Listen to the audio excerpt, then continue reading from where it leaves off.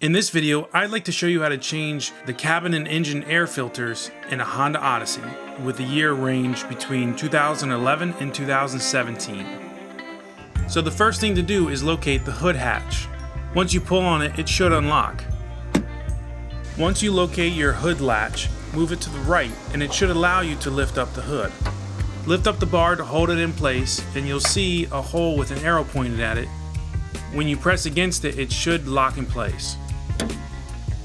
The engine air filter is located on the right side of the engine on the top. It has 3 locks that you have to open up.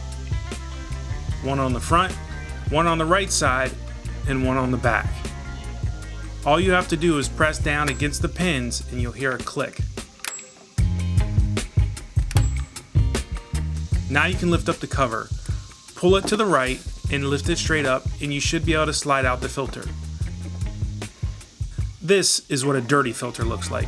Notice there's an angle on it. The good thing is you can only put this in one way, so it's kind of hard to get it wrong. Once you take the old one out, you should be able to slide the new one in and make sure it's seated properly. When you're done with that, you can put the top cover back in place. Make sure you pull the pins up and they should click when they're back in place.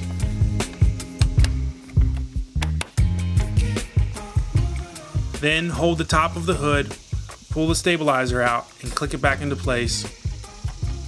And me personally, I like to gently put the hood down and then press it to lock it. For the cabin filter, locate your glove box. The center area is flexible, so when you squeeze it, you'll see 2 tabs that are holding it in place. Squeeze both sides and let those 2 tabs come past the plastic. And you can gently let it down. You'll notice on the left side a stabilizer. If you press against it, it will completely let go of the glove box. Once you place that out of the way, you'll see the cover for the cabin air filter. There are 2 tabs on it that need to be squeezed toward the center. Once you've squeezed them, you should be able to pull it out. Pull it slightly to the right to get past the plastic. Now this is what the housing looks like, and this is what a dirty air filter looks like. Notice on the filter and the holder for the filter both show the direction of the airflow. Make sure as you put the new one in, it's still going in the same direction. Then once you find the grooves, you'll have to press a little bit to get past the plastic and it should slide right in.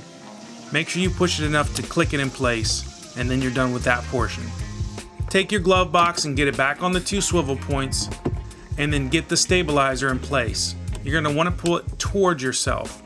It should lock in place. And then with a little bit of force, you should be able to push the glove box back in. There you go. You just saved yourself $200.